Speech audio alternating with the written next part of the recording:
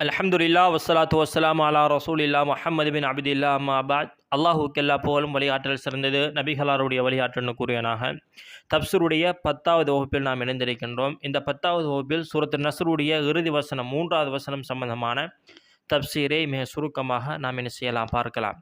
அன்பிக்கினிய உறவுகளே, அதாவது இதற்கு முந்தைய வசனத்தில் நாம் பார்த்தோம், வரஐத்தன் நாச யதுகுலூன ஃபீ தீனில்லாஹி அஃப்வாஜா. அல்லாஹ்வினுடைய உதவி வந்து அல்லாஹ்வினுடைய வெற்றி கிடைத்து விட்டால் மக்கள் அல்லாஹ்வினுடைய மார்க்கத்தில் கூட்டம் கூட்டமாக நுழைவதை நீங்கள் பார்த்தால், ஃபஸப்பிஹ் பிஹம்தி ரப்பிக 3வது வசனமாக சொல்கின்றான், அல்லாஹ்வை என்ன செய்யுங்க, நீங்கள் அதிகமாக புகழுங்கள். அல்லாஹ்வை நீங்கள் அதிகமாக புகழுங்கள், புகழ்வதன் மூலமாக துதி செய்வீராக. வஸ்தக்ஃபிர்ஹு, அவனிடத்தில் பிழை பொறுக்க பாவ மன்னிப்பும் தேடுங்கள். இன்னஹு கான தவ்வாபா, நிச்சயமாக அல்லாஹ் கஃபார், அதாவது மன்னிக்கக்கூடியவனாக இருக்கின்றான். சஹீஹுல் முஸ்லிம் 484வது ஹதீஸாக வருகிறது. இந்த வசனம் இறங்கியவுடன் கான ரசூலுல்லாஹி ஸல்லல்லாஹு அலைஹி வஸல்லம், அல்லாஹ்வின் தூதர் காணப்பட்டார்கள், யுக்ஸிரு ஐ யகூல கபுல ஐ யமூத், மரணிப்பதற்கு முன்னால் அதிகமாக ஓதக்கூடியவர்களாக அல்லாஹ்வின் தூதர் இருந்தார்கள். சுப்ஹானக வ பிஹம்திக அஸ்தக்ஃபிருக வ அதூபு இலைக். இந்த வசனத்தை என்ன செய்வாங்க, அல்லாஹ்வின் தூதர் ஓதுவார்கள். சஹாபாக்கள் இதை பார்த்தவுடன், குல்து யா ரசூலல்லாஹ் மா ஹாதிஹில் கலிமாத்துல்லதி அராக அஹ்தத்தஹா தகூலுஹா, புதிதாக நீங்கள் இந்த வார்த்தைகள் எல்லாம் என்ன செய்றீங்க, சொல்றீங்க, ஏன், எதற்காக வேண்டி, என்ன வார்த்தைகள் இது, எதற்காக வேண்டி சொல்றீங்க? ஜுஇலத் லீ அலாமத்துன் ஃபி உம்மதி, என்னுடைய சமூகத்துக்காக வேண்டி சமூகத்திலே அல்லாஹ் இதை ஒரு அடையாளமாக ஆக்கிவிட்டான்.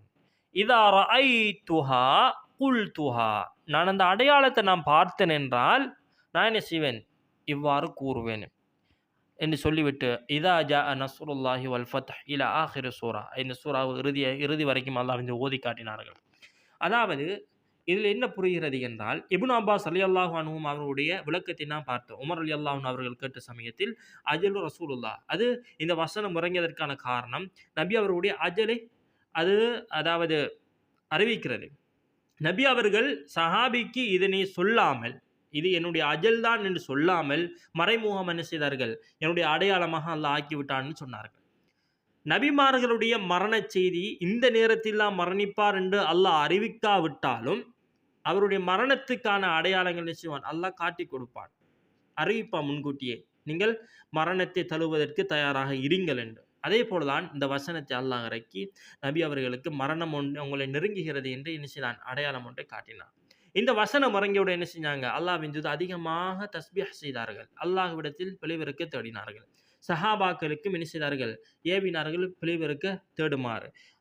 அதாவது ஆயிஷா ரலியல்லாஹு அன்ஹா அவர்கள் அறிவிக்கிறார்கள், இந்த வசனம் இறங்கியவுடன் நபி அவர்கள் அவ்வலுஹா, அதாவது தஅவீல் செய்ய ஆரம்பித்தார்கள், பின்பற்ற ஆரம்பித்தார், நடைமுறைப்படுத்த ஆரம்பித்தார்கள் அந்த வசனத்தை. அதாவது தஸ்பீஹ் செய்வதன் மூலமாக, அல்லாஹ் தந்த அந்த வெற்றிக்கு நபி அவர்கள் நன்றி செலுத்துவதன் மூலமாக கடுமையாக அல்லாஹ் அதாவது அந்த வசனத்தை நடைமுறைப்படுத்த ஆரம்பித்தார்கள்.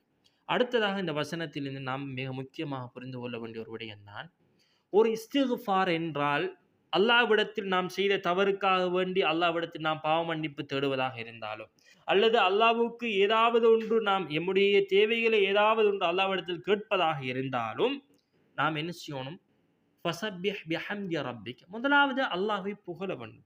சூரத்துல் ஃபாத்திஹாவை பாருங்கள், அல்ஹம்துலில்லாஹி ரப்பில் ஆலமீன் அர் ரஹ்மானிர் ரஹீம் மாலிகி யௌமித்தீன், மறுமை நாளினுடைய அதாவது அரசன், ஆட்சியாளன், அதாவது அரசன், இப்படி அல்லாஹ் என்ன செய்யறோம், சூரத்துல் ஃபாத்திஹாவில் புகழ்ந்துட்டு வந்து கடைசியாக என்ன செய்யறோம், அல்லாஹ்விடத்தில் கைரில் மக்லூபி அலைஹிம் என்று அப்படி என்ன செய்யறோம், பிரார்த்தனை செய்யறோம். முதலாவது அல்லாஹ்வை புகழ வேண்டும்.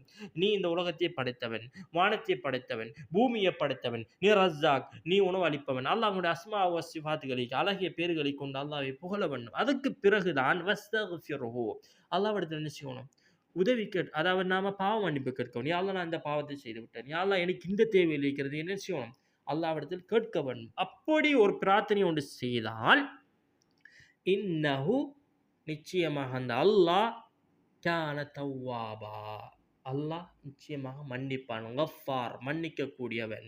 எனவே அன்பிற்கினிய உறவுகளே, எம்மால் முடிந்த வரைக்கும் சூரத்து நஸ்ருடைய தஃப்ஸீரை மிக சுருக்கமாக பார்த்தோம். எனவே இந்த சூரத்து நஸ்ரிலிருந்து நாம் எதுவெல்லாம் நாம் மேலதிகமாக அறிவாக நாம் பெற்றுக்கொண்டோமோ, பல்லிகு அன்னி வலவ் ஆயா என்று அல்லாஹ்வின் தூதர் சொன்னார்கள். என்னைப் பற்றி ஏதாவது ஒரு விடயத்தை நீங்கள் அறிந்தால் பிறருக்கு எத்தி வையுங்கள் சொன்னார்கள். எனவே இந்த அதாவது சூரத்து நஸ்ர் சம்பந்தமாக எந்த தஃப்ஸீரை நாம் அறிந்தோமோ, அதை நாம் பிறருக்கு எத்தி வைக்கக்கூடியவர்களாக நாம் இருப்பதோடு, நபி அவர்கள் எப்படி இந்த சூறாவை தன்னுடைய வாழ்க்கையில் அவர்கள் நடைமுறைப்படுத்தினார்களோ, அதே போன்று எம்முடைய வாழ்க்கையில் நாம் நடைமுறைப்படுத்துவோமாக.